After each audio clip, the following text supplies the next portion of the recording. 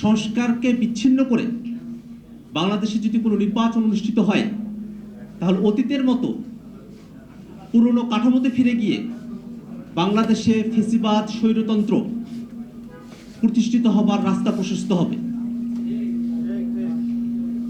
হাজারো শহীদ এবং হাজারো আহত এবং আন্দোলনকারীদের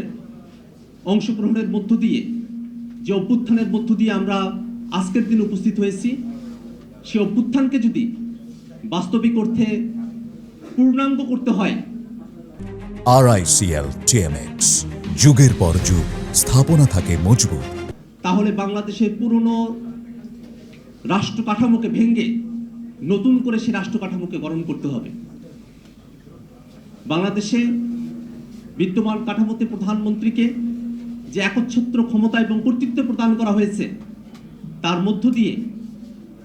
সাংবিধানিক প্রক্রিয়াতেই একজন প্রধানমন্ত্রী স্বৈর শাসকে পরিণত হওয়ার সুযোগটা রয়ে গেছে। আমরা চাই বাংলাদেশের সংবিধান, বাংলাদেশের আইন এবং নীতিমালাগুলো এমনভাবে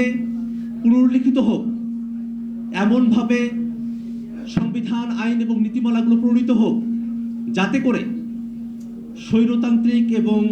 কুক্ষিগত করে রাখবার যে মানসিকতা, সে মানসিকতা আইন, সংবিধান এবং নীতিমালাগুলোতে প্রাধান্য না পায়। অনেকে বলে থাকেন যে শাসক গোষ্ঠীর সদিচ্ছার উপরেই একটি দেশের আইন শৃঙ্খলা, একটি দেশের গণতন্ত্র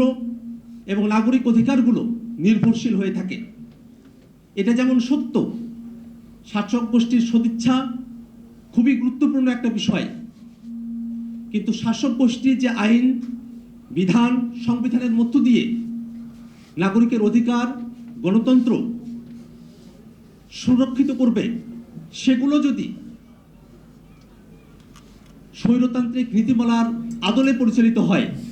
স্বৈরতান্ত্রিক নীতিমালার আদলে প্রণীত হয়, তাহলে শুধুমাত্র সদিচ্ছা দিয়ে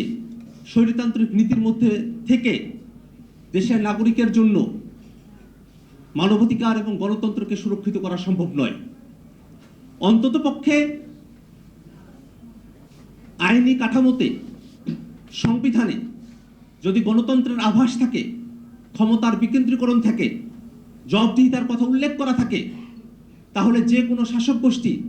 যাদের মনের মধ্যেও ফ্যাসিবাদ এবং স্বৈরাচার উকি দেয়, তারাও